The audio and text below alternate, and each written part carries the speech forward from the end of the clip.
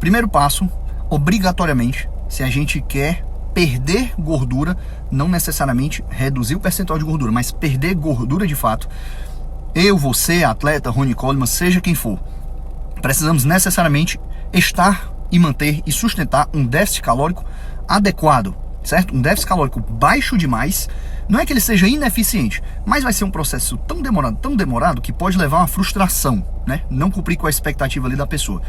Um déficit calórico alto demais, acentuado demais, ele vai te trazer prejuízos, malefícios a médio prazo que vão interromper o teu processo de emagrecimento, sem que antes tu tenha chegado onde tu quer. Então tu não foi de 0 a 10, tu foi de 0 a 1. Então qual é o ponto? Pô, quero secar. Primeira coisa que você vai fazer, você vai contratar alguém, você mesmo vai fazer, enfim, você precisa estruturar como vai ser esse déficit calórico da sua dieta. Não vou entrar no detalhe aqui de proporção de macros, enfim, mas você precisa fazer um déficit calórico adequado. Como é que seria isso? Não seria bem o papo aqui do vídeo, certo? Eu quero trazer conceitos, não é exatamente ensinar. Eu acho que ficaria muito extenso ensinar isso aqui por uma sequência de histories. Enfim, pode ser, quem sabe, um vídeo para o YouTube de fato, mas para trazer aqui na plataforma do Instagram, acho mais difícil. Mas enfim, primeira coisa, você precisa do déficit calórico para poder emagrecer. Ponto. É impossível perder gordura sem o déficit calórico. Sustentado, não é 1, 2 dias. Ok, mas não para por aí. Por quê? Porque se o déficit calórico ele vai promover o emagrecimento, o que vai manter esse físico magro são adaptações provenientes posteriores e não déficit por si só. Então vamos entender, você precisa do déficit para secar. É muito fácil fazer um déficit. Talvez seja mais difícil dentro do contexto de cada pessoa você estruturar qual é o déficit correto. Mas déficit por déficit isso é muito fácil. Você sempre vai ter a alternativa de comer muito pouco e ou gastar demais. Ainda que não seja tão fácil quanto parece você gastar calorias demais. Mas tu entende que assim, simplesmente abrir um déficit é quando geralmente, quando quase sempre na verdade, vem aqueles erros clássicos, que é a pessoa que simplesmente, vou comer pouco, vou cortar o carboidrato, vou tomar isso, vou tomar aquilo, vou abusar de Ozempic, Mounjaro, seja lá a medicação que for, vou abusar de estimulante, vou socar clenbuterol, T3, enfim, o diabo a 4 que for o termogênico. É muito fácil você aumentar a lipólise, que seria a quebra da gordura, mas não a oxidação, e você abrir um déficit calórico. Isso é muito fácil, você não precisa contratar profissional nenhum para isso, isso é a coisa mais simples do mundo, você faz no chat GPT. Agora, garantir as adaptações que vão lhe manter magro ou magra, aqui é o pulo. E aí onde é que dá-se a cagada, e eu espero que não baixe aqui o algoritmo porque eu falei palavrão, enfim, mas isso é uma conversa franca, certo? Não estou num consultório, isso é uma conversa aqui cara a cara, certo? Mas vamos lá, onde é que dá-se o problema disso? Quando você abre um déficit de forma errada, quando você é extremista demais, e até tem uma forma certa de ser extremista, mas também é para outro momento, adaptações positivas posteriores deixarão de acontecer e você terá adaptações negativas, adaptações que irão lhe levar a rebotar esse peso.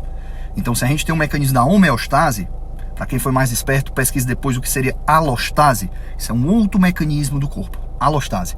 Isso explica uma parte de rebote de muita coisa, certo? Então esse é o ponto.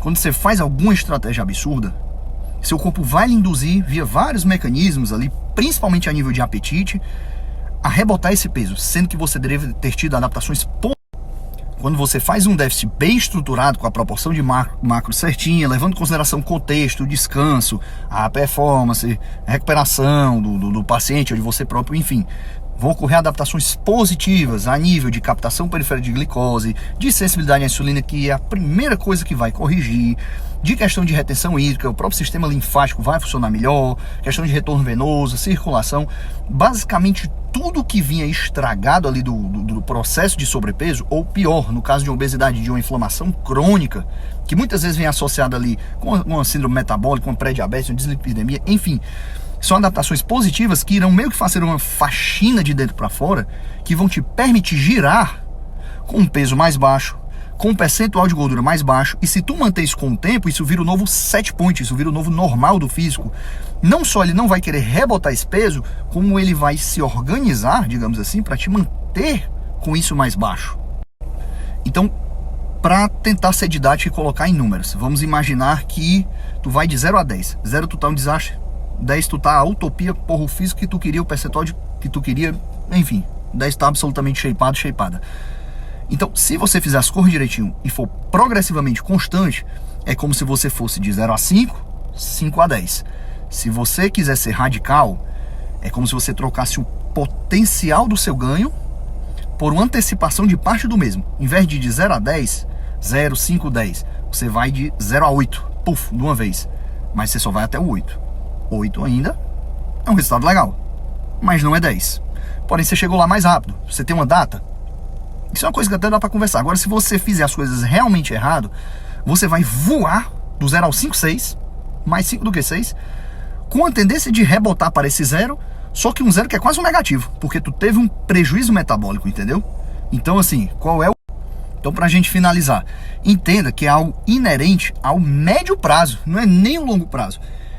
Excetuando-se aqui casos patológicos, certo? Mas uma pessoa que está com sobrepeso, uma pessoa que quer simplesmente secar, está com obesidade, não está com síndrome metabólica, enfim, ela não está doente, ela simplesmente está acima do peso. Pô, é coisa aí de, assim, uma média, certo? Tudo correndo bem, 4, 6 meses se muito, essa pessoa seca, né? De novo, tirando casos patológicos.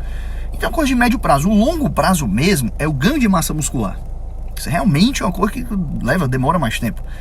Mas ainda assim, esse ganho de massa muscular deve acontecer de forma concomitante, enquanto tu tá secando, entendeu? Então tu já vai colhendo um pouco desse resultado. Um leve déficit, ele ainda te permite ganhar massa muscular. Isso é possível. Isso é bem possível, na verdade. Agora, tem que estar tudo muito bem estruturado.